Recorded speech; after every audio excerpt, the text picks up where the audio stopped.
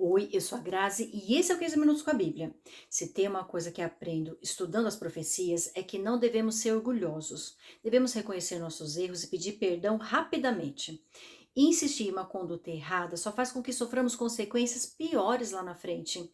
É difícil admitir que erramos e pedir perdão, mas quanto mais demoramos para tomar essa atitude, pior as coisas ficam.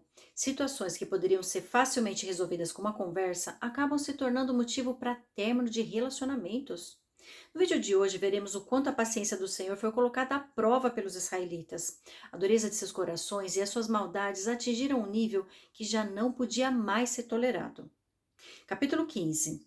Então o Senhor me disse: ainda que Moisés e Samuel estivessem diante de mim intercedendo por este povo, eu não lhes mostraria favor. Expulse-os da minha presença, que saiam, e se lhe perguntarem: para onde iremos? Diga-lhes: assim diz o Senhor. Os destinados à morte, para a morte, os destinados à espada, para a espada, os destinados à fome, para a fome, os destinados ao cativeiro, para o cativeiro. Enviarei 4 tipos de destruidores contra eles, declara o Senhor: a espada para matar, os cães para dilacerar, as aves do céu e os animais selvagens para devorar e destruir. Eu farei deles uma causa de terror para todas as nações da terra, por tudo o que Manassés, filho de Ezequias, rei de Judá, fez em Jerusalém. Quem terá compaixão de você, ó Jerusalém? Quem se lamentará por você? Quem vai parar e perguntar como você está? Você me rejeitou, diz o Senhor. Você vive se desviando. Por isso porei as mãos em você e a destruirei. Cansei-me de mostrar compaixão. Eu os espalhei ao vento como palha nas cidades dessa terra. Deixei-os sem filhos. Destruí o meu povo, pois não se converteram de seus caminhos. Fiz com que suas viúvas se tornassem mais numerosas que a areia do mar. Ao meio-dia, trouxe um destruidor contra as mães dos jovens guerreiros. Fiz cair sobre elas repentina angústia e pavor. A mãe de 7 filhos desmaiou e está ofegante. Para ela, o sol se pôs enquanto ainda era dia. Ela foi envergonhada e humilhada. Entregarei os sobreviventes à espada diante dos seus inimigos, declara o Senhor. Ai de mim, minha mãe, por me haver dado à luz, pois sou um homem em luta e em contenda com a terra toda. Nunca emprestei, nem tomei emprestado, e assim mesmo todos me amaldiçoam. O Senhor disse: eu certamente o fortaleci para o bem e intervim por você, na época da desgraça e da adversidade, por causa do inimigo. Será alguém capaz de quebrar o ferro que vem do norte ou o bronze? Diga a esse povo: darei de graça a sua riqueza e os seus tesouros como despojo, por causa de todos os seus pecados em toda a sua terra. Eu os tornarei escravos de seus inimigos, numa terra que vocês não conhecem, pois a minha ira acenderá um fogo que arderá contra vocês. Tu me conheces, Senhor. Lembra-te de mim. Vem em meu auxílio e vinga-me dos meus perseguidores, que pela tua paciência para com eles eu não seja eliminado. Sabes que sofro afronta por tua causa. Quando as tuas palavras foram encontradas, eu as comi. Elas são a minha alegria e o meu júbilo, pois pertenço a ti. Senhor dos exércitos, jamais me sentei na companhia dos que se divertem. Nunca festejei com eles. Sentei-me sozinho, porque a tua mão estava sobre mim e me encheste de indignação.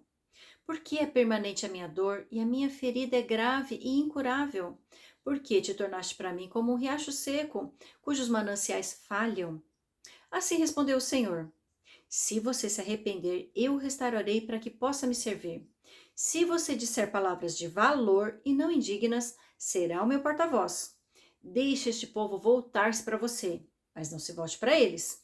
Eu farei de você uma muralha de bronze fortificada diante desse povo. Lutarão contra você, mas não o vencerão, pois estou com você para resgatá-lo e salvá-lo, declara o Senhor. Eu o livrarei das mãos dos ímpios e o resgatarei das garras dos violentos.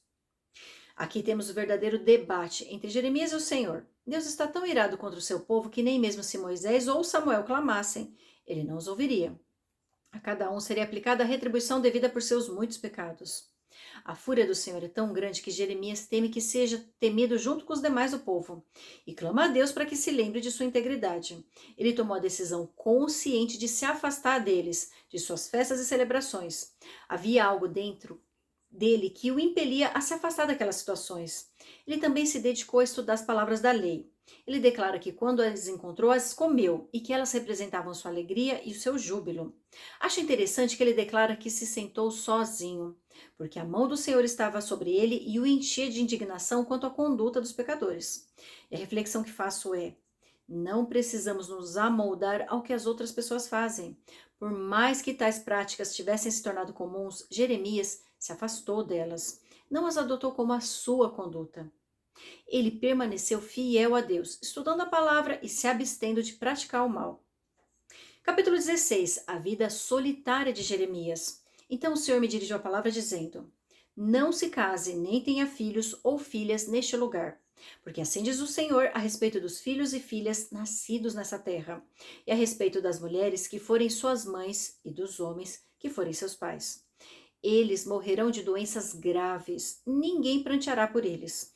Não serão sepultados, servirão de esterco para o solo. Perecerão pela espada e pela fome, e os seus cadáveres serão o alimento das aves e dos animais.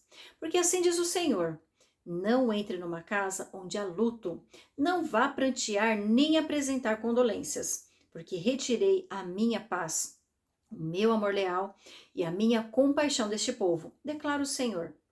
Tanto grandes quanto pequenos morrerão nessa terra. Não serão sepultados, nem se pranteará por eles. Não se farão incisões, nem se rapará a cabeça por causa deles. Ninguém oferecerá comida para fortalecer os que pranteiam pelos mortos. Ninguém dará de beber do cálice da consolação, nem mesmo pelo pai ou pela mãe. Não entre numa casa em que há um banquete, para se assentar com eles a fim de comer e beber. Porque assim diz o Senhor dos Exércitos, o Deus de Israel: farei cessar neste lugar, diante dos olhos de vocês, e durante a vida de vocês, a voz de júbilo e a voz de alegria, a voz do noivo e a voz da noiva. Quando você falar todas essas coisas a este povo e eles lhe perguntarem: por que o Senhor determinou uma desgraça tão terrível contra nós? Que delito ou pecado cometemos contra o Senhor, contra o nosso Deus? Diga-lhes: foi porque os seus antepassados me abandonaram, diz o Senhor, e seguiram outros deuses, aos quais prestaram culto e adoraram. Eles me abandonaram e não obedeceram à minha lei. Mas vocês têm feito coisas piores do que os seus antepassados. Cada um segue a rebeldia do seu coração mau, em vez de obedecer-me. Por isso, os lançarei fora dessa terra, para uma terra que vocês e os seus antepassados desconhecem. Lá vocês servirão a outros deuses dia e noite, pois não terei misericórdia de vocês. Contudo, vem dias, declara o Senhor, quando já não mais se dirá: juro pelo nome do Senhor que trouxe os israelitas do Egito. Antes dirão: juro pelo nome do Senhor que trouxe os israelitas do norte e de todos os países para onde ele os havia expulsado. Eu os conduzirei de volta para sua terra, terra que dei aos seus antepassados. Mas agora mandarei chamar muitos pescadores, declara o Senhor, e eles os pescarão. Depois disso, mandarei chamar muitos caçadores, e eles os caçarão, em cada monte e colina e nas fendas das rochas. Os meus olhos veem todos os seus caminhos. Eles não estão escondidos de mim, nem a sua iniquidade está oculta aos meus olhos. Eu lhes retribuirei em dobro pela sua impiedade e pelo seu pecado, porque contaminaram a minha terra com as carcaças de seus ídolos detestáveis, encheram a minha herança com as suas abominações. Senhor, minha força e minha fortaleza, meu abrigo seguro na hora da adversidade. A ti virão as nações desde os confins da terra e dirão: nossos antepassados possuíam deuses falsos, ídolos inúteis, que não lhes fizeram bem algum. Pode o homem mortal fazer os seus próprios deuses? Sim, mas estes não seriam deuses. Portanto, eu lhes ensinarei, desta vez eu lhes ensinarei sobre o meu poder e sobre a minha força.